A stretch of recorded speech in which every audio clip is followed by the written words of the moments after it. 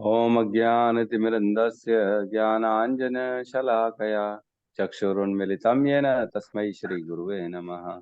श्रीचैतन्यमनोभीष्टं स्थापितं येन भूतले स्वयं रूप कदा मह्यं ददाति स्वपदान्तिकं।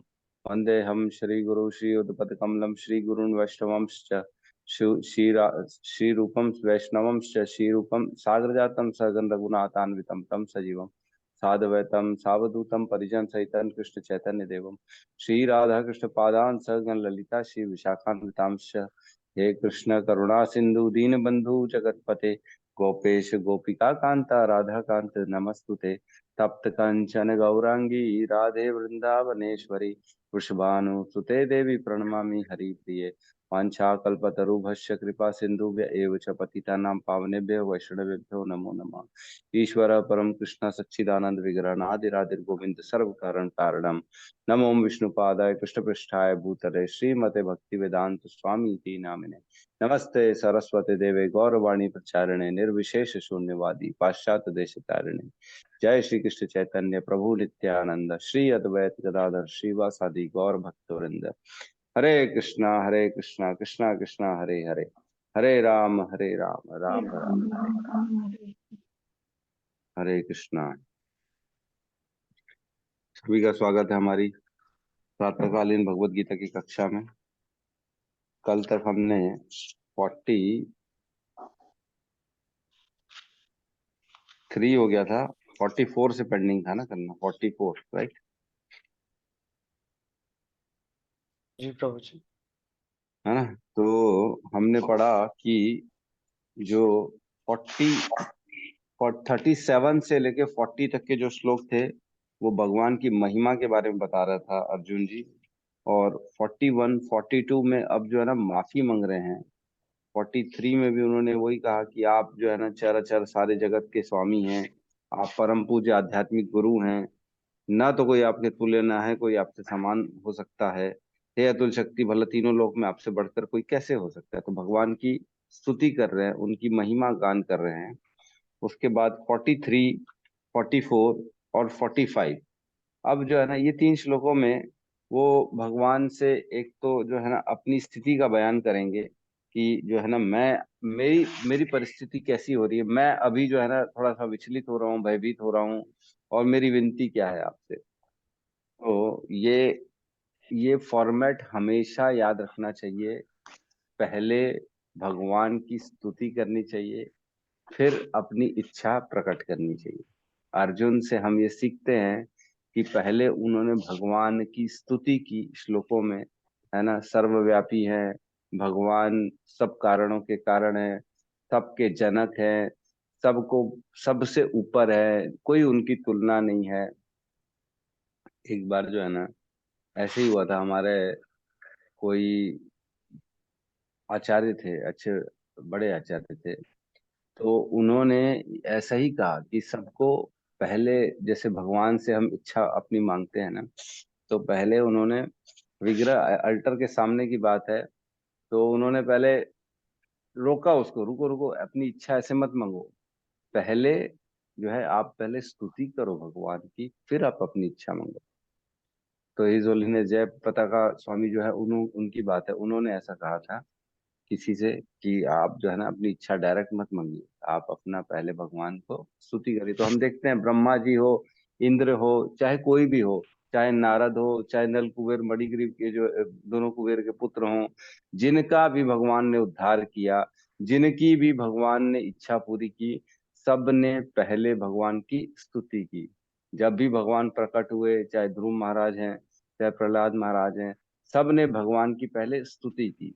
तो हमको जो भी मंत्र आते हैं, दो चार मंत्र, आपको प्रणाम मंत्र आते हैं, आप भगवान के प्रणाम मंत्र आ सकते हो। नहीं भी आते मंत्र तो आप अपने हृदय से जो भी है भगवान की दो चार स्तुतियां, कि आप जो है ना सर्वव्यापी हैं, आपके कारण ये संसार चल रहा है, आपकी कृपा दृष्टि के बिना तो कोई हिल नहीं सकता, आप ही प्राण देने वाले बीज पिता हैं, आप ही के कारण ये सारे लोग अपनी अपनी कक्षा में स्थित हैं, आप ही के कारण चर अचर और सारी वस्तुएं जो है ना क्रियाशील हैं, आप ही के कारण देवी देवताओं को भी जो है ना पावर मिलता है काम करने का। आप ही के कारण ये जगत, ये ब्रह्मांड उत्सर्जन हो रहा है, उसका मेंटेनेंस हो रहा है, उसका विनाश हो रहा है। आप ही अव्ययम बीज है ना। आप ही की कीर्ति करनी चाहिए, आप ही जो है ना स्तुति के लायक हैं। और आप ही जो है ना इस सारे संसार के जड़ हैं, आप ही वो वृक्ष हैं। आप ही वो वृक्ष की जड़ हैं जिससे ये सारे संसार उद्भूत हुआ है, जिससे सारे जीवों को प्राण मिलते हैं, और जिससे सब अपने अपने कार्यों में लगते हैं। तो इस प्रकार अपने वर्ड्स में ही आपको बोलना है, ऐसा कोई जरूरी नहीं है कि जो है ना संस्कृत के श्लोक उठाना है और हमको एज इट इज कॉपी करनी, याद करनी, नहीं नहीं। आप अपने वर्ड्स में बोलिए, पहले स्तुति करिए। हो सके तो डेली 5-7 मिनट की स्तुति जरूरी होती है, स्तुति करेंगे तो भगवान को अच्छा लगता है ना। तो जो एक फॉर्मेट होता है, एक प्रोटोकॉल होता है ना, कि डायरेक्ट ऐसा नहीं हो सकता, है ना, तो वैसे ही होता है कि आप पहले प्रोटोकॉल अपनाइए, भगवान की स्तुति करिए, फिर आगे बढ़िए भगवान की भक्ति में। ठीक है। तो अब यहाँ पे जो है अब अपनी इच्छा मांगेंगे अर्जुन। ठीक है। 44 में हम प्रवेश करते हैं, श्लोक नंबर 11.44। ठीक है। तस्मात् प्रणम्य प्रणिधाय कायम् तस्मात् प्रणमय प्रणिधाय कायम् प्रसादये त्वाम् अहमीशम् इड्यम् प्रसादये त्वाम् अहम् ईशम् पिता एव पुत्रस्य सखा एव सख्यु पितेव पुत्रस्य सखेव सख्युः प्रियः प्रियायार अर्हसि देव सुडो सोढुम् प्रिय प्रियाया अहसि देव सोढुम् तस्मात् प्रणम्य प्रणिधाय कायम् तस्मात् प्रणमय प्रणिधाय कायम् प्रसादये त्वाम् अहमीशम् इड्यम् प्रसादे त्वाम् अहमीशेट्यम् पितेव पुत्रस्य सखेव सुख्य पितेव पुत्रस्य सखेव सख्युः प्रियः प्रियाया अर्हसि देव सोढुम् प्रिय प्रियाया हर्षि देव सोढुम्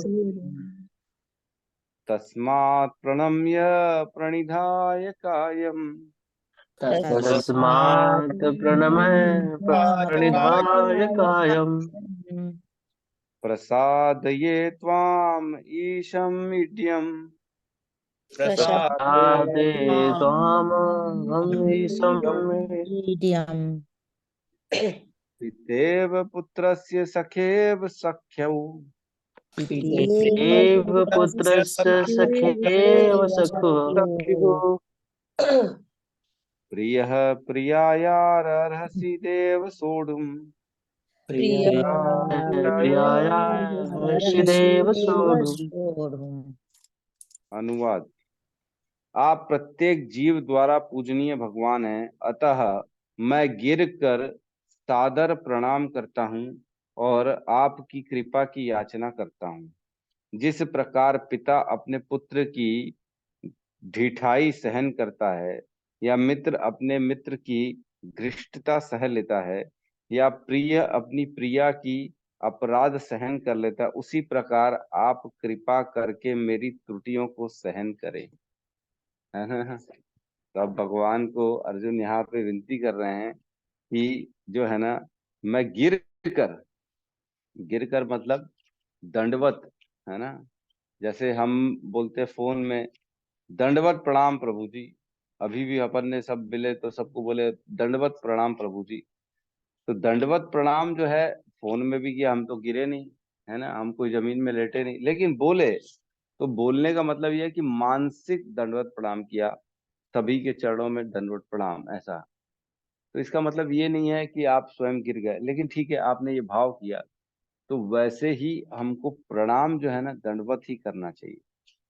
जो है अपना जो प्रभु जी लोग हैं उनको दंडवत करना चाहिए, और माता जी लोगों को पंचांग प्रणाम करना चाहिए कि ठीक है, माता जी लोगों के लिए जो विधान है पंचांग का, और प्रभु जी को लिए दंडवत प्रणाम है। तो दंडवत प्रणाम जो होता है ना, वो करने से क्या होता है? दंडवत प्रणाम करने से हमारे जो पाप होते हैं ना, भगवान के सामने जब भी हम दंडवत प्रणाम करते हैं तो कहते हैं कि जो हमारे पाप होते हैं वो उसी समय उस जमीन में गिर जाते हैं, है ना, वापस आते ही नहीं हमारे साथ। जैसे ही हमने सारा शरीर अपना हाथ भी ऐसे लंबा कर लिया, डंडे के जैसा गिर के नीचे, है ना, सब कुछ भगवान के सामने निछावर कर दिया। तो एक बार की कथा नहीं, ये सत्य घटना है कि एक बार शील प्रभुपाद जो थे ना, वो मिले, मेरे ख्याल से गौर किशोर दास बाबा जी से मिले थे। कहीं मिले भी नहीं थे, मतलब जा रहे थे तो रास्ते में जैसे कभी ऐसा हो जाता है ना, आमना सामना हो जाता है, और इत्तेफाक से वहां पे कीचड़ थी, कीचड़ था, बारिश का समय था और कीचड़ चल रही थी, कीचड़ में वो मिले। और कीचड़ में जैसे ही वो आमने सामने हुए, प्रभुपाद जो है ना, दंडवत कर दिए उनको, कीचड़ में दंडवत कर दिए। सोचो, कीचड़ में पूरा घुस के दंडवत कर दिए, पूरा ऐसा सर से लेके पैर तक कीचड़ ही कीचड़। और फिर वहीं पे जो है ना, श्रीला भक्ति सिद्धांत सरस्वती ठाकुर, नहीं नहीं, राधिका माता जी पूछ रहे हैं कि बोलने के समय हमको क्या बोलना चाहिए। तो आप बोलेंगे दंडवत लेकिन करेंगे पंचांग प्रणाम, है ना, बोलेंगे दंडवत लेकिन करेंगे पंचांग। भावना होनी चाहिए, बाकी जो है ना, करना आपको जो है पंचांग प्रणाम। तो उसी समय वहां से हिज होलीनेस भक्ति सिद्धांत सरस्वती ठाकुर शील प्रभुपाद वहां से गुजर रहे थे।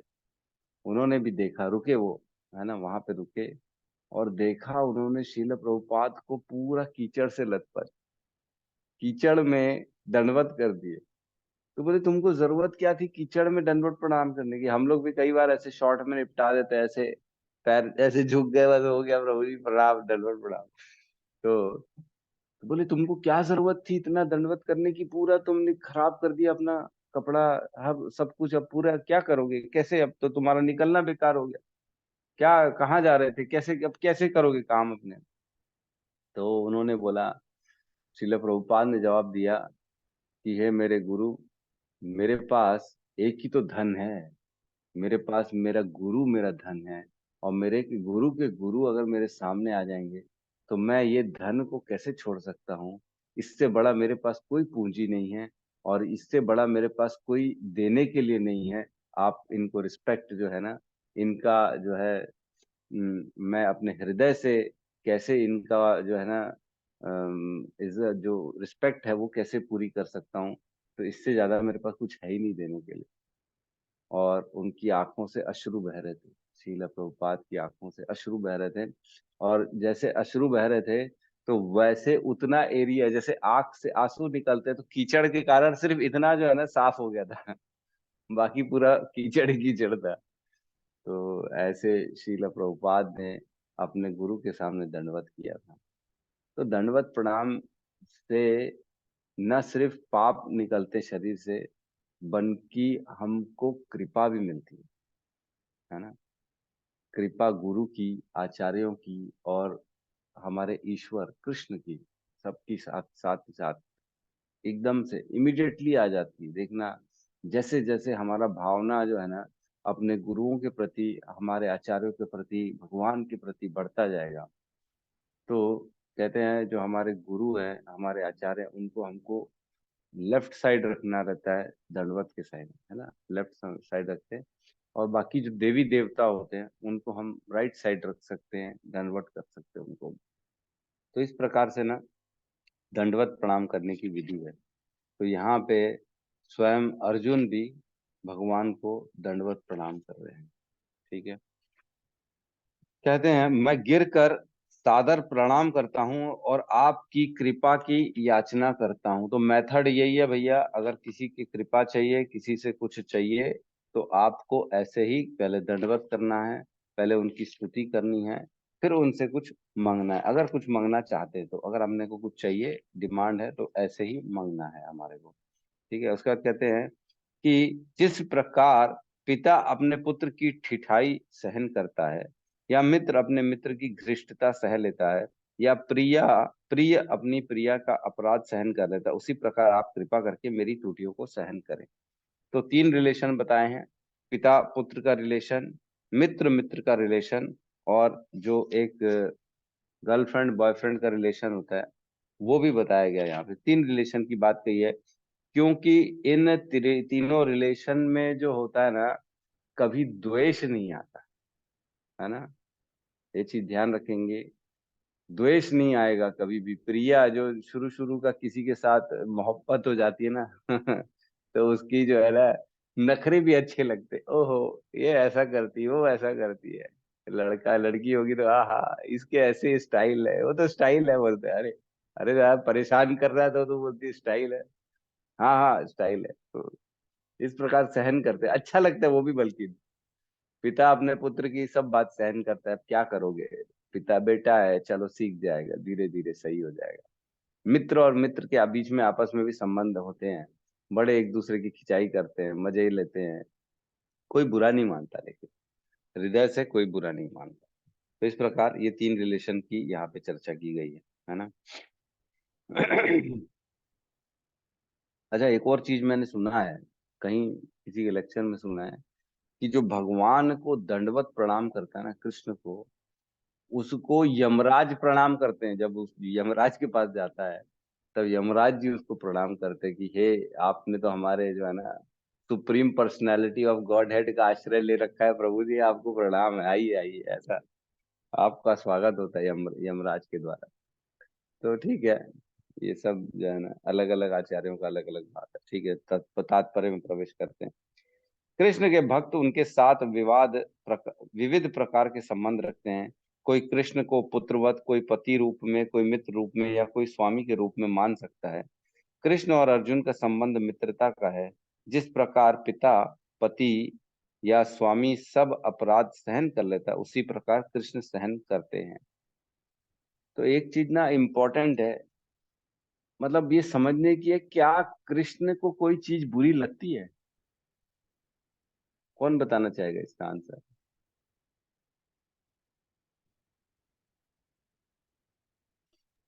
क्या कृष्ण को कोई चीज बुरी लगती है? यस, रोहित प्रभु बताइए। प्रभु जी, अपने भक्तों का कोई अपमान करता है तो उनको बुरी लगती है। अपने भक्तों का अपमान कोई करता है तो उनको बुरा लगता है। ठीक है, और कुछ?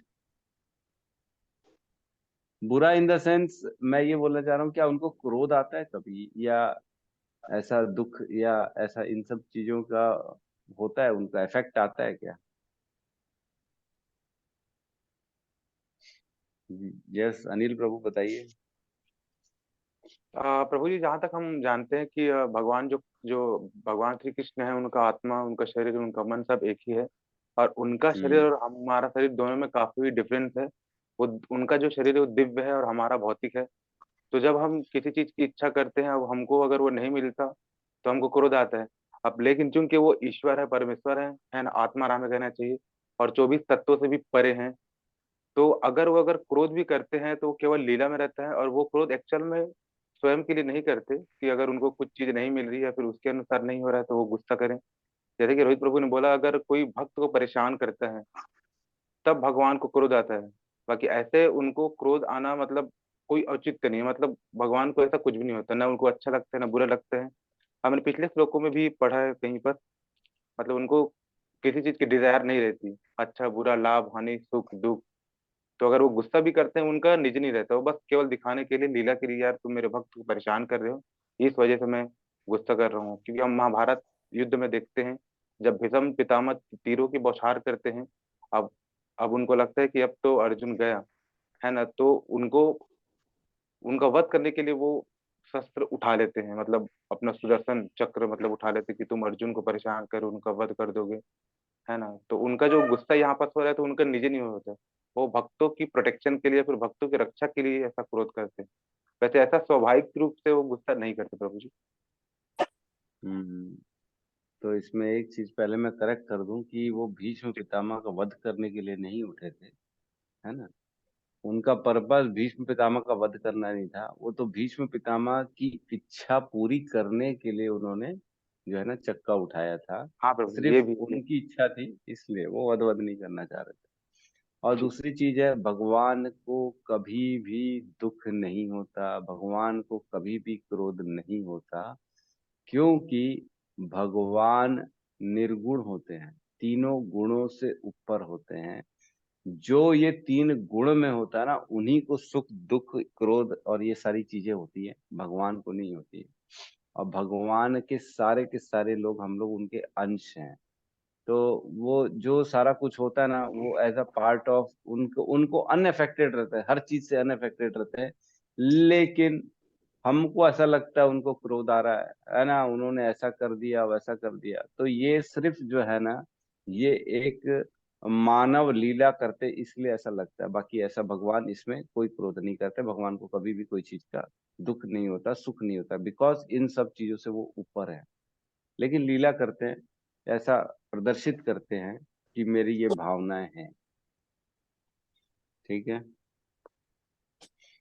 ठीक है, तो नेक्स्ट श्लोक में प्रवेश करते हैं हम 45 में।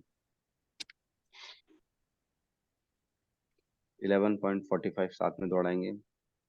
अदृष्ट पूर्वम हृषित अस्मि दृष्ट्वा अदृश्य अदृष्ट पूर्वम् अहर्षितोऽस्मि अदृष्टपूर्वमहर्षितोऽस्मि दृष्टा दृष्ट्वा भयेन च प्रव्यथितं मनो मे भयेन भयेन च प्रवर्तितं मनो नामे तदेव मे दर्शयादेव रूपम् तदेव मे मे दर्शय दर्शय देव देवरूपम् रूपम् प्रसीद देवेश जगन्निवास प्रसीद प्रसीद प्रसीद देवेश देवेश जगन्नाथ जगन्नाथ अदृष्ट पूर्वम ऋषितोऽस्मि दृष्ट्वा अदृष्टपूर्वम् अहर्षितोऽस्मि दृष्टा भयेन च प्रव्यथितं मनो मे भयेन येन च प्रथितं प्रथितं मनो मे मे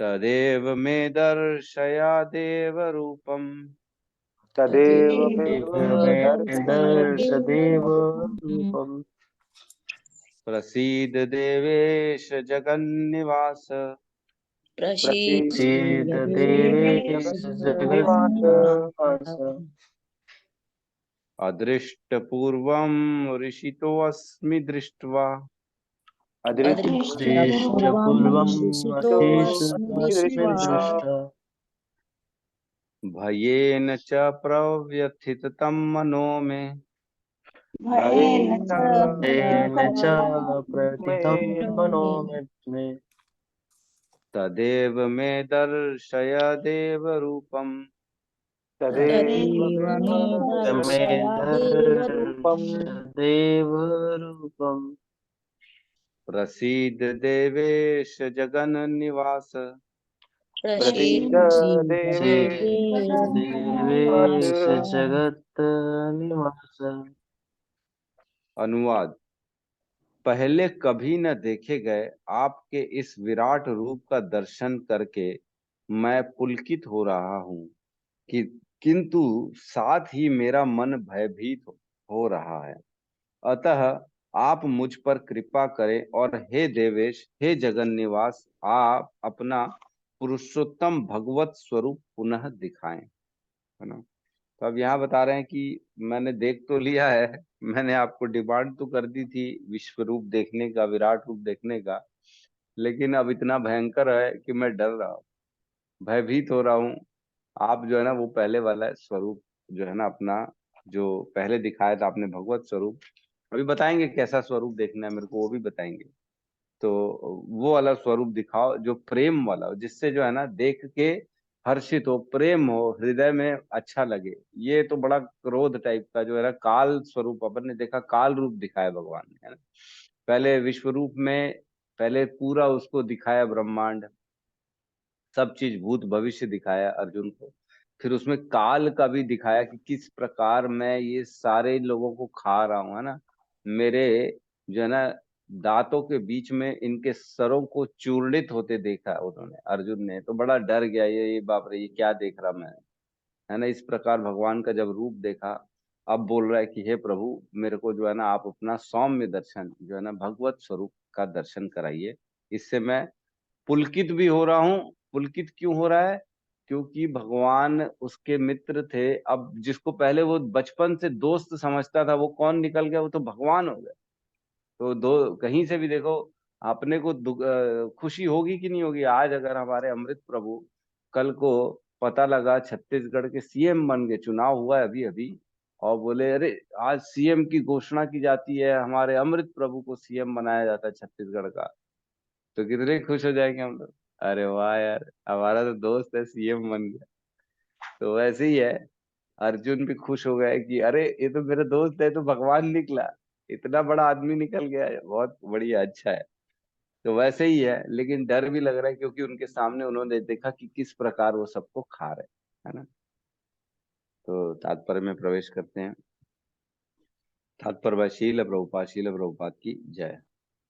अर्जुन को कृष्ण पर विश्वास है क्योंकि वह उनका प्रिय मित्र है, और मित्र के रूप में वह अपने मित्र के ऐश्वर्य को देखकर अत्यंत पुलकित हो रहा है। तो जैसे हमने चर्चा की कि अपने दोस्त के ऐश्वर्य देख के वो खुश हो रहा है।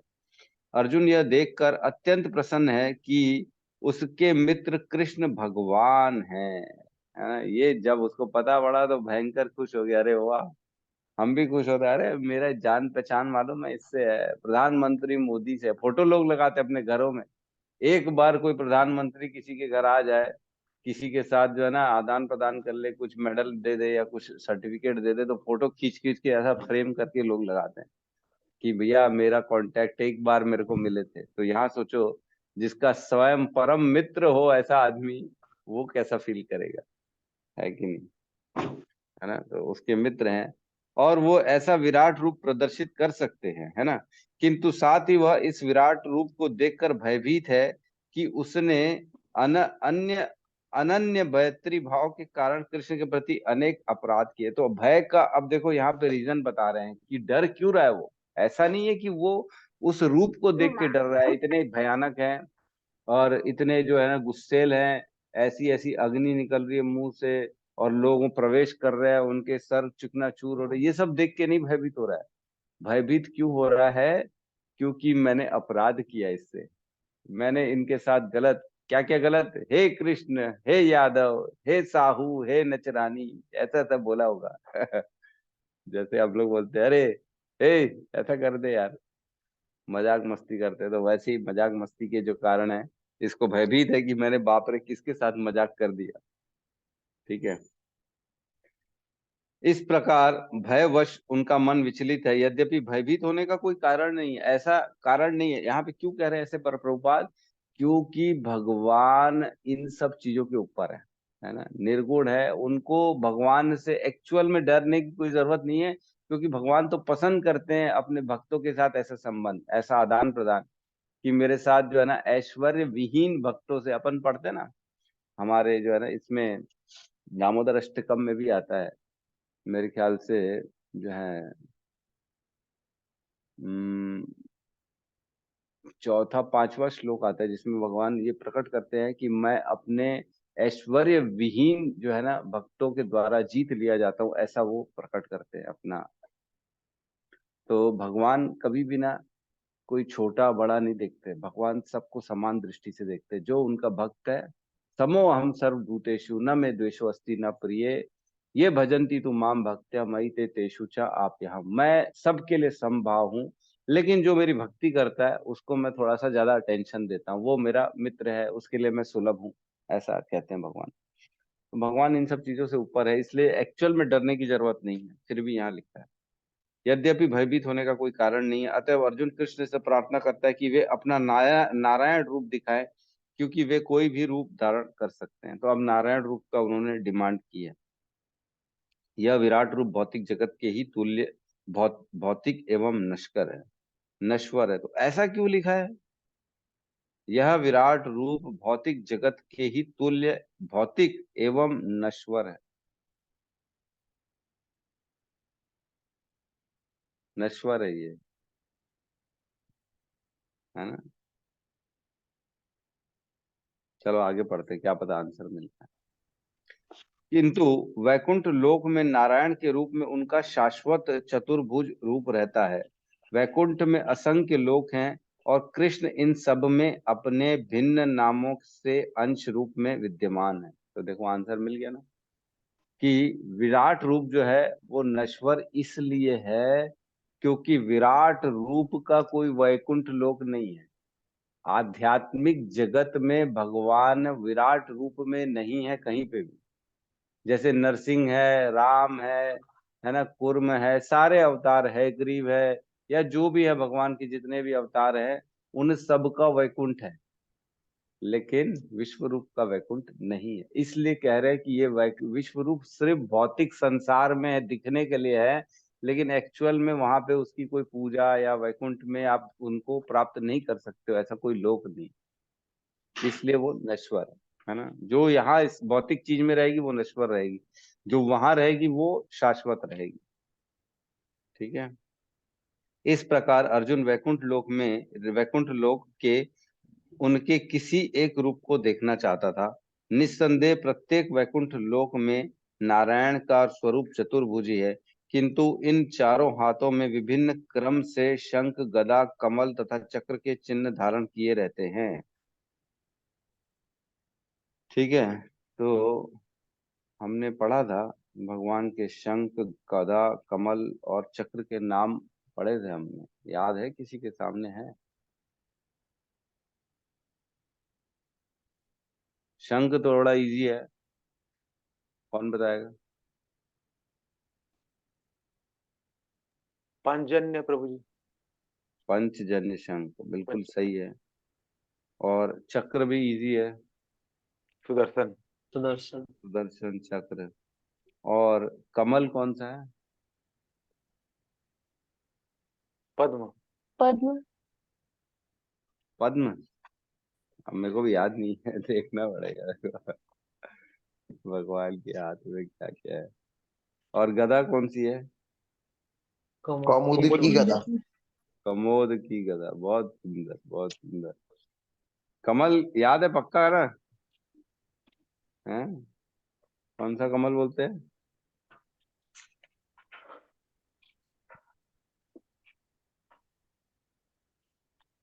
ठीक है चलो, पद्म। तो देख लेंगे। पद्म जो है आप ध्यान रखिएगा, ठीक है जी। अब इसमें ये लिखा है कि किंतु इन चारों हाथों में विभिन्न क्रम में शंख, गदा, कमल तथा चक्र के चिन्ह धारण करते हैं। तो भगवान के अलग अलग रूप में अलग अलग, मतलब ऐसा है, एक में हाथ राइट में, एक में लेफ्ट में, ऐसा चेंज होता जाता है ना। चारों की जो स्थिति है एक समान नहीं रहती। जैसे कृष्ण के रूप में अलग रहेगा, नारायण के, हरि के, इसमें तो भगवान के रूपों में अलग अलग, अलग अलग हाथों में चीजें आ जाती हैं, इसलिए डिफरेंस हो जाता है वो। विभिन्न हाथों में इन चारों चिन्हों के अनुसार नारायण भिन्न भिन्न नामों से पुकारे जाते हैं। तो उनके नाम भी अलग अलग हो जाते हैं जब उनका ये हाथों में जो अलग अलग पकड़ के रखे वो चेंज हो जाता है, तो नाम भी चेंज हो जाता है उनका। ठीक है। अलग रूप में मतलब अलग क्रम में पकड़ेंगे। इस रूप में एक ढंग से पकड़ेंगे, दूसरे रूप में दूसरे ढंग से पकड़ेंगे, तीसरे रूप में तीसरे ढंग से पकड़ेंगे। ये सारे रूप कृष्ण के ही हैं। इसलिए अर्जुन कृष्ण को के चतुर्भुज रूप का दर्शन करना चाहता है। तो ये बिकॉज सब कृष्ण से ही निकले हैं, विष्णु, हरि, नारायण। तो इन सब को अब वो देखना चाह रहा है कि उनका एक नारायण रूप भी मैं देख के अपना जो है आगे बढ़ूं। ठीक है, फटाफट ये चौथा भी कर लेते हैं, 46 भी कर लेते हैं, हो जाएगा। तो श्लोक नंबर 11.46। किरीटिनं गदिनं चक्रहस्त किरीटिनं किरीटिनं गदिनं गदिनं चक्रहस्ता। चक्रहस्त। इच्छामि त्वां द्रष्टुम् अहं तथैव मिच्छामि इच्छामि त्वं त्वां द्रष्टुम् द्रष्टुम् अहं अहं तथैव। तथैव। तेनैव रूपेण चतुर्भुजेन तेनैव रूपेण चतुर्भुजेन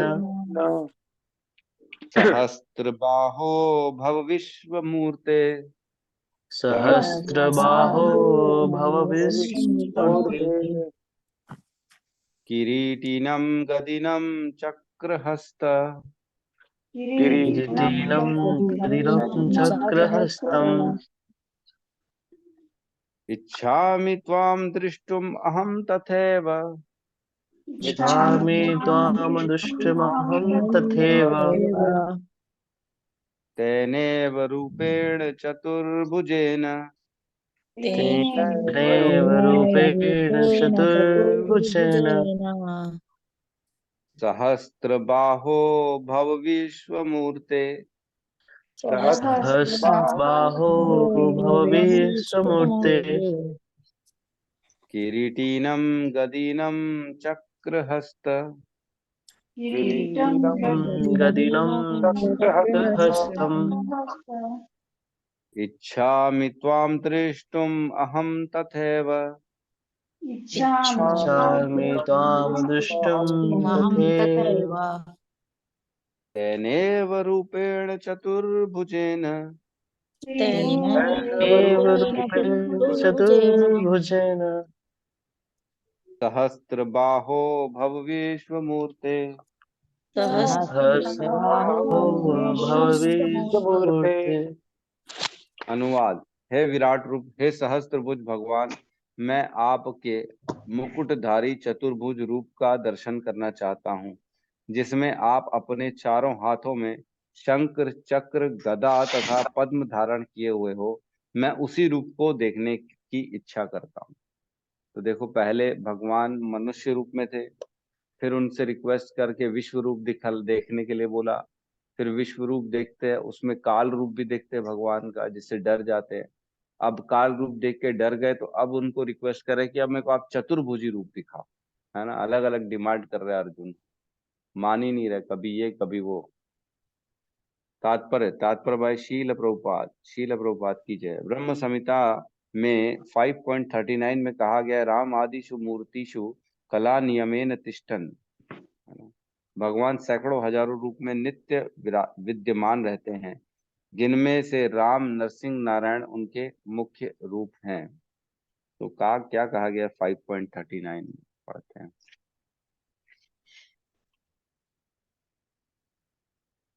5.39 ब्रह्म संहिता। रामादिषु मूर्तिषु कला नियमेन तिष्ठन् नाना अवतार मकरंद भुवनेषु किंतु कृष्णः स्वयं संभवत परम पुमान यो गोविंदमादि पुरुषम तम अहम भजामि। जिन्होंने श्री राम, नरसिंह, वामन इत्यादि विग्रहों में नियत संख्या की कला रूप में स्थित रहकर जगत में विभिन्न अवतार लिए, परंतु जो भगवान कृष्ण के रूप में स्वयं प्रकट हुए, उन आदि पुरुष भगवान गोविंद की मैं भजन करता हूँ। मतलब राम आदि मूर्तिषु, सिर्फ राम लिखा है और आदि लिख दिया है ना, एक्सेट्रा लिख देते ना हम लोग, एक्सेट्रा एक्सेट्रा एक्सेट्रा, वैसे ही राम आदि मतलब राम एंड ऑल। मूर्तिषु कला नियमेन तिष्ठन, मतलब ऐसे विभिन्न रूपों में जिनमें आप अपने गुणों को डालते। कला नियमेन तिष्ठन मतलब आपके गुण जिनमें रहते हैं, ऐसे अवतारों की चर्चा चल रही है यहाँ पे, है ना। तो ऐसे बहुत सारे अवतार हैं, हम जानते हैं विष्णु है, वामन है ना, और बहुत सारे अवतार है भगवान के। राम तो सबसे पहले बता ही दिया इन्होंने, जिसमें आते हैं भगवान अलग अलग रूपों में, अलग अलग कल्पों में अपनी अपनी जो है लीलाएं करने के लिए। ठीक है, रूप तो असंख्य है, किंतु अर्जुन को ज्ञात था कि कृष्ण ही आदि भगवान है। देखो, इससे कंफर्म होता है कि सिर्फ कृष्ण ही हैं वो, जिससे सारे जो है ना अवतार प्रकट होते हैं भगवान के, है ना। मेन सोर्स जो है कृष्ण है। ऐसा नहीं कह सकते कि राम से सब उद्भूत हुआ, ऐसा नहीं, कृष्ण है। जिन्होंने यह क्षणिक विश्व रूप धारण किया है, अब वह प्रार्थना कर रहे हैं कि भगवान आप अपने नारायण नित्य रूप का दर्शन दें। इस श्लोक से श्रीमद् भागवत के कथन की निस्संदेह पुष्टि होती है कि कृष्ण आदि भगवान और अन्य सारे रूप उन्हीं से प्रकट होते हैं। ईश्वर परम कृष्ण सच्चिदानंद विग्रह अनादिर आदिर गोविंद सर्व कारण कारण। मतलब सिर्फ कौन है? कृष्ण ईश्वर परम कृष्ण। वे अपने अंशों से भिन्न नहीं है और वे अपने असंख्य रूपों में भी ईश्वर ही बने रहते हैं। इन सारे रूपों में वे तरुण दिखते हैं, यही भगवान की स्थायी लक्षण है। कृष्ण को जानने वाला इस भौतिक संसार के समस्त कल्मश से मुक्त हो जाता है ना। जन्म कर्म च मे दिव्यम एवं यो वेति तत्वतः त्यक्त्वा देहम पुनर्जन्म नेति ममेति सो अर्जुन। जो जान जाता है कि भगवान कृष्ण का जन्म कर्म कैसा है, वो इस सब चीजों से मुक्त हो जाता है। जन्म से दोबारा उसका दोबारा जन्म कभी नहीं होता, शाश्वत शांति मिल जाती है उसको, है ना। भोक्ताराम यज्ञ तपसाम सर्वलोक महेश्वर सुहृदय सर्वभूतानाम ज्ञात्वा माम शांति मृच्छति। उसको शांति मिलती है जिसको ये पता पड़ जाता है कि कौन भोक्ताराम, सबसे बड़ा भोक्ता कौन है? भगवान कृष्ण है ना। और सर्वलोक महेश्वर, सभी लोकों के ईश्वर कौन है? कृष्ण है। ये जानकारी मिल जाएगी जिस दिन ये जानकारी तो मिलना ठीक है, लेकिन उसको मानना भी जरूरी है ना। हमको पता तो है कृष्ण है, लेकिन क्या हम वो चीज को मानते हैं? क्या हम हमारे जीवन को वैसा जीते हैं? हर चीज में कृष्ण को हम ऊपर रखते हैं? नहीं, हम खुद कई बार ऊपर हो जा रहे, करने वाला मैं हूं, मैं करता हूं, मैं ये करता हूँ। तो भावनाओं का फर्क है, इसलिए हम फंसे हुए इस जंजाल में। जिस दिन भावनाओं से मुक्त हो जाएंगे ना, जिस दिन ये कर्ता अहम इति मन्यते की भावना खत्म हो जाएगी, उस दिन हम फिर जो है ना भगवान के पार्षद बन जाएंगे, हम आत्म साक्षात्कार कर लेंगे। ठीक है, तो इस प्रकार यहाँ पे अर्जुन ने अपनी इच्छा प्रकट की। किसी का कोई प्रश्न है, कुछ कहना है तो बिल्कुल स्वागत है।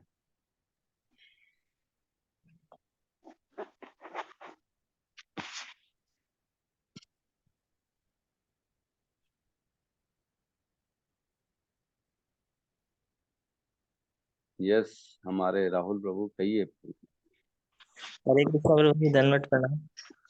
प्रणाम जी प्रभु जी, कहिए। जी। प्रभु जी, ये पूछना था कि वो आखिर भगवान का वास्तविक स्वरूप कैसा है? श्री कृष्ण जी का वो मतलब चार हाथों में रहते हैं या उनका जो एक्चुअल स्वरूप है वो कैसा है? गोलोक वृंदावन में जब वो वास करते हैं तो। दो रूप है, दो भुजी रूप है, श्याम सुंदर है, जिनके दो हाथ है, दो पैर है, हमारे जैसे से बड़े सुंदर है। लेकिन अच्छा प्रभु जी, एक्चुअल में यही स्वरूप है उनका मतलब? हाँ, क्या कह रहे हैं? मतलब एक्चुअल में स्वरूप इनका यही है, लेकिन हाँ हाँ, मतलब हम जो है ना, देखो मान ये चलो, जो मनुष्य है वो उनकी कॉपी है। भगवान के गुणों, भगवान जैसा ही है वो। भगवान जो है ना विभू हैं, हम अणु हैं, हम छोटे से हैं, लेकिन वो बहुत अनंत है। हम में छोटी छोटी क्वालिटी आती है। कोई थोड़ा सा इंटेलिजेंट होगा, कोई थोड़ा सा दिखने में अच्छा होगा, किसी के थोड़ी सी आंख अच्छी होगी, किसी के थोड़ी सी नाक अच्छी होगी, किसी के थोड़े से हाथ पैर में बल होगा, किसी में, सब में थोड़ा थोड़ा होगा, लेकिन उनमें पूर्ण मिलेगा, एक में पूर्ण मिलेगा। यहाँ इतने सारे लोगों में बटा हुआ है वो। तो हमारे जैसे ही हैं, लेकिन बहुत सुंदर हैं और बहुत ही मतलब अट्रैक्टिव हैं और बहुत अच्छे हैं, सब चीज है। और क्या, जैसे जी कोई आप एक, जैसे एक बार की कथा आती है, जो एयरपोर्ट एयर हॉस्टेस की बात आ रही है। शील प्रभुपाद और उनके डिसाइपल जो है ना ट्रैवल कर रहे थे, तो एयर हॉस्टेस जो थी ना, जो लड़कियां होती हैं प्लेन में, बड़ी सुंदर रहती हैं वो। तो शीला प्रभुपाद का जो डिसाइपल था, शीला प्रभुपाद ने देखा कि वो एक टक जो है ना उसको देखे जा रहा है, घूरे जा रहा है। वो इतना ज्यादा मोहित हो गया उसकी सुंदरता से कि देखे जा रहा है। तो शीला प्रभुपाद ने देखा, और उसने भी देखा कि मेरे को शीला प्रभुपाद देख रहे, तो शर्मा गया कि मेरे गुरुजी मेरे को देख लिए कि मैं लड़की को देख रहा हूँ। तो शीला प्रभुपाद कहते हैं, सुंदर है सुंदर है। फिर वो शर्मा के बोलते, हाँ सुंदर है अब क्या बोलेंगे, झूठ कैसे बोलेंगे? तो बोले सोचो, भगवान की जो है ना ये सृष्टि में उनकी बनाई हुई एक ये आपको इतनी सुंदर लग रही है, तो भगवान कितने सुंदर होंगे।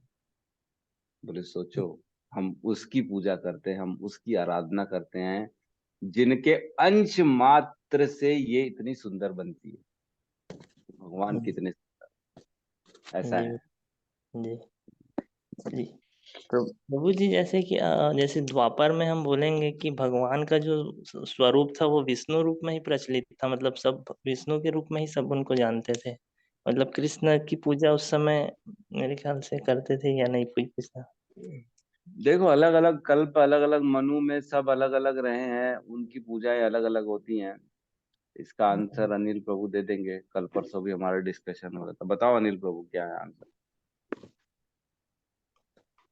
किसका आंसर प्रभु जी? क्वेश्चन ही सुनेंगे। क्वेश्चन नहीं पूछा है प्रभु जी। अच्छा, कोई बात नहीं। ठीक है, तो अलग अलग समय में देखो क्या होता है, जैसे हमने उस दिन भी चर्चा की थी। एक आता है तापस मनु।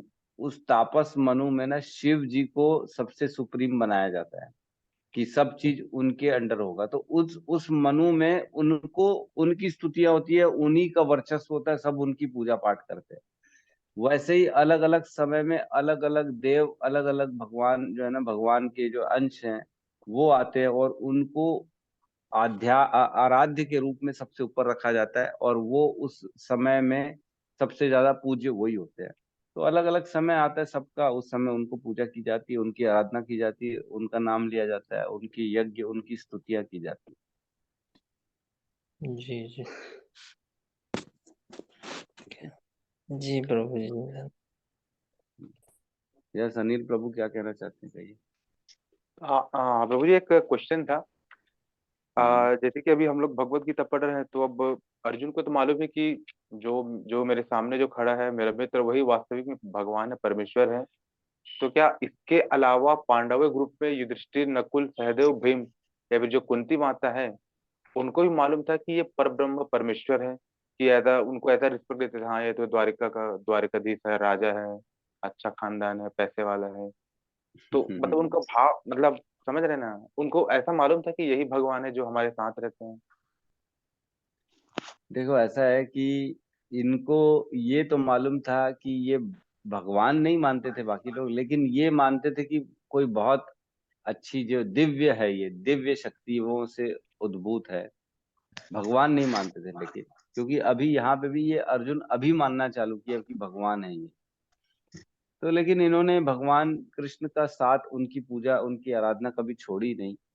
कभी भी उनसे कुछ ऐसा मतलब जो है ना, भगवत टाइप का बिहेव नहीं किया। ऐसा कि सबसे बड़े ईश्वर है, परम कृष्णा वाला काम नहीं किया। लेकिन इनको ये मालूम भी नहीं था, एक्चुअल में ये देखा जाए, नहीं मालूम नहीं था। अर्जुन को ही क्योंकि मालूम पड़ा, वो भी ये यहाँ पे मालूम पड़ा। क्योंकि प्रभु जी, जब राष्ट्रीय यज्ञ हुआ ना, तो मार्कंडेय ऋषि का आगमन होता है। तो मार्कंडेय ऋषि का स्वागत करते हैं पांडव, और खासकर युधिष्ठिर। तो युधिष्ठिर जी मार्कंडेय ऋषि से कुछ ज्ञान लेना चाहते हैं कि भाई ये भौतिक सृष्टि कैसे बनी, कितनी बार प्रलय हुआ। और हम जानते हैं मार्कंडेय जो ऋषि है वो चिरंजीवी में से एक है, आज भी हैं। तो मार्कंडेय ऋषि उनको क्रमशः बताते हैं कि ये सृष्टि बनती कैसी है, कितनी बार प्रलय होता है, और अनेकों बार वो बताते हैं कि मैंने ये जो चार युग है, सतयुग को कई बार देखा है, त्रेता युग को कई बार दिए मतलब देखा है, और कितनी बार प्रलय हुआ है। तो वो अलग अलग अपना स्टोरी बताते हैं।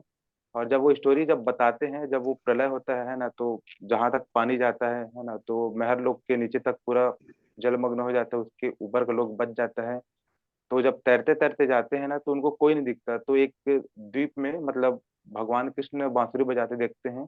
तो भगवान कृष्ण बोलते हैं, कहाँ जा रहे हो मार्कंडेय ऋषि? बोलते हैं, तुमको यहाँ ऐसा कुछ, ऐसा तुम जो ढूंढ रहे हो, ऐसा कुछ मिलेगा नहीं, इसलिए तुम ना मेरे अंदर प्रवेश करो। तो जब भगवान जब अपना मुंह खोलते हैं, तो मार्कंडेय ऋषि उनके अंदर प्रवेश कर जाते हैं। जब उनके अंदर प्रवेश करते हैं, तो उनका एकदम स्तब्ध रह जाते हैं कि भगवान कृष्ण के अंदर फिर से एक अलग से ब्रह्मांड है, सारे जीव जंतु उसमें आश्रय पा रहे हैं। तो वो सारी चीजें, वो बहुत सारी घटनाएं देखते हैं। तो ये चीजें ना वो युधिष्ठिर को बताते हैं, और भगवान कृष्ण की तरफ देख के वो मुस्कुराते हुए ये सब चीज स्टोरी बता रहे हैं कि मैं जिस श्याम सुंदर का दर्शन किया, जिनके उदर में मैंने प्रवेश किया, जिनके मुख में मैंने प्रवेश किया, ये वही श्याम सुंदर है। हालांकि उन्होंने डायरेक्ट हिंट नहीं किया कि वही है, लेकिन उनका इशारा भगवान कृष्ण की तरफ था कि ये जो तुम्हारे सामने जो खड़ा है, ये पर ब्रह्म परमेश्वर है। और मैं जो स्टोरी बता रहा हूँ वो इन्हीं के बारे में बता रहा हूँ। बट डायरेक्टली उनको नहीं बताया कि मैंने जो देखा तो वो भगवान यही है। बट उनकी तरफ देख के मुस्कुरा जरूर रहे हैं। तो ये मैंने लेक्चर में सुना था प्रभु जी। नहीं, तो थोड़ा इसमें फर्क है, ऐसा नहीं देखा, बांसुरी बजाते हुए नहीं देखा। उन्होंने एक पीपल के पेड़ के नीचे पत्ते में भगवान का बाल स्वरूप देखा। जी तब वो आता है ना, करार विंदे न पदार विंदम मुखार विंदे विनिवेशयंतम वटस्य पत्रस्य पुटे शयानम बालम मुकुंदम मनसा स्मरामि। वो कहते हैं कि मैंने देखा एक छोटा सा बालक पीपल के पेड़ के नीचे पत्ते पे लेटा है, उसकी अपने हाथ से अपने पैर का अंगूठा चूस रहा है। और मैंने देखा कि वो पूरे प्रलय के समय वो वहीं पे था। फिर जब प्रलय उन्होंने सांस ली तो सारा जल अंदर चला गया, जिससे मार्कंडेय ऋषि भी अंदर चले गए। तो इस प्रकार से बार बार हुआ, बार बार हुआ, तब वो विस्मित हो गया। ठीक है, बताया होगा युधिष्ठिर को, लेकिन भगवान जो है ना, उनकी योग माया काम करती है, ऐसा नहीं है। यशोदा माँ को भी उन्होंने अपने मुख में पूरा ब्रह्मांड दिखा दिया था, फिर वो योग माया सब हटा देती है उनको, सब आच्छादित कर देती है। नंद बाबा को भी वरुण देव लेके चले गए थे, वहां से फिर छुड़वा के लाए कृष्ण, फिर उनको ना उनकी बुद्धि में योग माया ने आच्छादित कर दिया कि ये भगवान नहीं है, वो तो तुम्हारा पुत्र है। ऐसा कई बार, अरे मेरे को ऐसा लगा लेकिन ऐसा है नहीं बोलते। तो इस प्रकार हो सकता है बताया हो, मेरे को ये स्टोरी नहीं मालूम बताया कि नहीं बताया, लेकिन ये लोग सब इग्नोरेंट थे, इनको दोबारा जो है ना आच्छादित कर दिया गया था, ऐसा मान के चलो। ठीक है। यस, अमृत प्रभु कुछ कहना चाहते हैं? प्रभु जी हरे कृष्णा। प्रभु जी। प्रभु जी मैं ये बोल रहा था, कल एक जन मेरे को क्वेश्चन कर रहा था, मैं आंसर नहीं कर पाया। जैसे वो जैसे बहुत सारे संस्था, मतलब बहुत सारे संगठन हैं हमारे भारत में। जैसे आरएसएस वाले हो गए, बजरंग दल वाले हो गए, ऐसे लोग। तो इन लोग अगर मान लीजिए धर्म की रक्षा करते हुए इन लोगों का शरीर मतलब छोड़ जाता है, मतलब मृत्यु हो जाता है, तो इन लोगों का क्या गति होता होगा प्रभु जी? अरे धर्म की रक्षा कैसे है? अरे उसके लिए तो पहले धर्म मतलब क्या ये मालूम होना चाहिए ना। धर्म क्या है? वही। आपको मालूम है, धर्मम तो भगवत साक्षात भगवत प्रणीत है, ये धर्म होता है जो कृष्ण कह रहे हैं। कृष्ण की प्राप्ति के लिए जो कार्य होता है, इसको धर्म कहते हैं, ना कि एक दूसरे को मारना, है ना, गौ रक्षा के नाम पे गुंडागर्दी करना, और ना ये सब कोई धर्म थोड़ी है यार। ठीक है, लेकिन इसके प्रभु लिए जी इनको पुण्य। जैसे उसमें तो बताया है कि गो रक्षा, उसके बाद ब्राह्मणों का रक्षा, ये सब हमको करना चाहिए।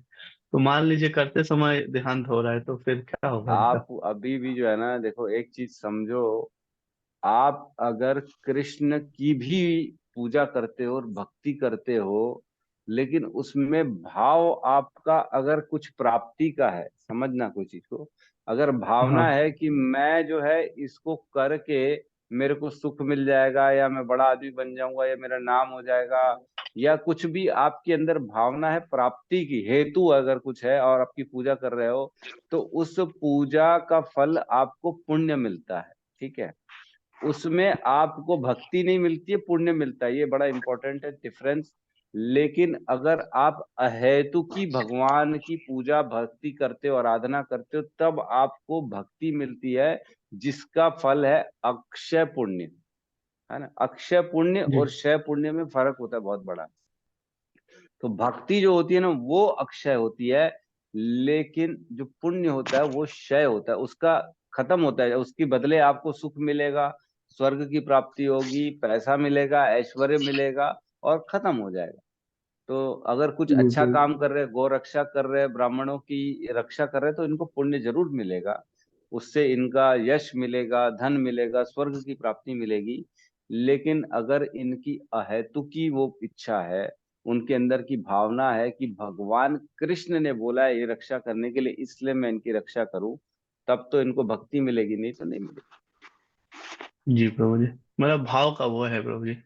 पूरा भाव का खेल जी प्रभु जी। है ना। उसमें भगवान हमने पढ़ा है, आपको याद नहीं है? श्लोक में, 9th नंबर श्लोक में, 9th वाले चैप्टर में बताते हैं कि सारे यज्ञ ज्ञान तपस्या सब विफल हो जाता है अगर हम भगवान के प्रति उसको समर्पित नहीं करते हैं तो। है ना। मोह आघा मोह देशा, कौन सा श्लोक है वो?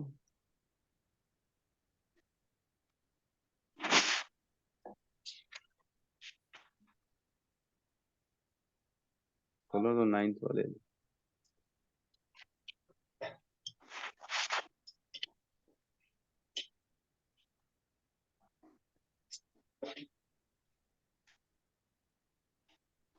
हाँ 9.12 ये खोलो आप, 9-12 जी प्रभु जी। में लिखा है, जो लोग इस प्रकार मोहग्रस्त होते हुए आसुरी तथा नास्तिक विचारों के प्रति आकृष्ट रहते हैं, इस मोहग्रस्त अवस्था में उनकी मुक्ति आशा, उनके सकाम कर्म तथा ज्ञान के अनुशीलन सभी निष्फल हो जाते हैं।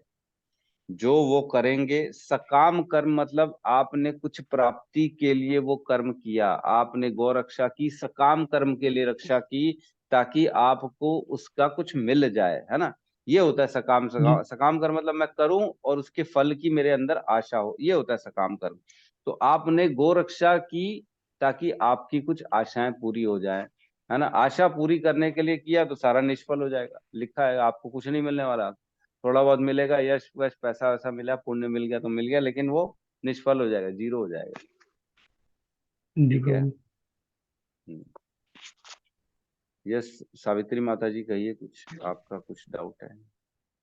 हरे कृष्ण प्रभु जी, दंडवत प्रणाम। प्रभु जी, क्या विदुर महाराज को पहले से मालूम था कि भगवान कृष्ण भगवान है? क्या दुर्योधन को विराट रूप दिखाए जब ही से भक्त बने?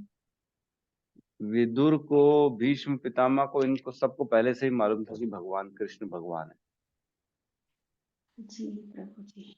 क्योंकि विदुर जो है ना वो स्वयं यमराज है, स्वयं यमराज के रूप में थे विदुर। कौन? विदुर महाराज जी? विदुर। जी प्रभु जी, धन्यवाद। फिर प्रभु जी, द्रौपदी को भी पहले से मालूम होगा, वो सखा करके बोलती थी क्या? ऐसे ही दोस्ती में ही बोलती थी भगवान को सखा? नहीं, उसको नहीं मालूम था, लेकिन वो भी दिव्य थी, वो भी भगवान कृष्ण को दिव्य तो मानती थी, ऐसा था। लेकिन अब एग्जैक्टली किसके विचार क्या ये ये कहना मुश्किल है। भगवान तो नहीं मानती थी, ये मालूम है। मुसीबत में उन्होंने कृष्ण को ही बुलाया ना, हे हाँ। कृष्ण करके, तो इसलिए हाँ। पूछ रही थी, उनको मालूम था क्या हाँ, भगवान है? जी प्रभु। ये मालूम था कि दिव्य हैं, लेकिन भगवान है ये नहीं मालूम था, ऐसा है। जी प्रभु जी, धन्यवाद प्रभु जी, धन्यवाद प्रणाम। धन्यवाद। ठीक है, तो गौतम प्रभु जी भी कुछ कहते हैं, कहिए गौतम प्रभु। हाँ प्रभु जी, कुछ नहीं हो, बस रोहित प्रभु जी के लिए एक बार सभी वक्त हरे कृष्ण महामंत्र। हाँ, वो बोलने ही वाला था मैं। रोहित प्रभु है ना, कल रोहित प्रभु का जन्मदिन था, तो हमारे हिज ग्रेस रोहित प्रभु जी बहुत ही सीनियर और बहुत ही शुद्ध और बहुत ही भक्ति में अग्रसर, पूरे परिवार के साथ भक्ति में लगे रहते हैं। तो इनकी जो है ना, कल मैं भूल गया, मेरी गलती है ये, कि हमने कल इनका जो है ना विश नहीं किया। सब इनको विश कर सकते हैं प्रभु जी को, और इनके लिए बहुत अच्छे से लाउडली चैंटिंग हरे कृष्णा हम इनका बढ़िया स्वागत करते हैं। हरे कृष्णा हरे कृष्णा कृष्णा कृष्ण कृष्ण हरे हरे हरे राम हरे राम राम राम हरे राम हरे। हरे हरे हरे। हैप्पी बर्थडे रोहित प्रभु जी, कृष्णा कॉन्शियस। धन्यवाद माता जी, सभी भक्तों को धन्यवाद प्रणाम। सभी भक्तों से यही अनुरोध है कि आपका हमेशा ऐसे प्रेम मिलते रहे, है ना, ताकि हमको भक्ति भावना में हम आगे बढ़ सकें। प्रभु जी, आपको ऐसे भगवान का और अपने गुरु जी का, प्रभु जी का आशीर्वाद है। आप तो सबका तो रहेगा ही आपके साथ, खूब तरक्की करे भक्ति में प्रभु जी। आप धन्यवाद माता जी, धन्यवाद माता जी, धन्यवाद प्रणाम माता जी। रोहित प्रभु बहुत ही शुद्ध और बहुत ही डाउन टू अर्थ और भगवान की सेवा में बहुत अग्रसर, तन मन धन सब तरीके से न्यौछावर रहते हैं, और इनके ऊपर भगवान की कृपा ऑलरेडी है ही है। तो भगवान इनको अपने चरणों में स्थान दे और इनके हृदय में शुद्ध भक्ति जो है प्रवाह करे, ताकि इसी जीवन में ये भगवत प्राप्ति कर सके, है ना। हमारी सबकी यही कामना है, यही आशा है, यही भगवान से प्रार्थना है। धन्यवाद प्रभु जी, धन्यवाद प्रणाम प्रभु जी। तो आज की क्लास को क्लोज करते हैं, सब मिलके जो है ना हरे कृष्ण महामंत्र जाप कर लेते हैं। हरे कृष्णा हरे कृष्णा कृष्णा कृष्णा कृष्णा हरे हरे हरे हरे राम राम राम हरे। हरे हरे। सभी भक्त वृंद सभी की भक्त जय। वृंद की जय। जगत गुरु शील प्रभुपाद की जय। जय। निताई गौर प्रेमानंदे हरि हरि बोल। हरि हरि बोल। हरि बोल। हरि हरि।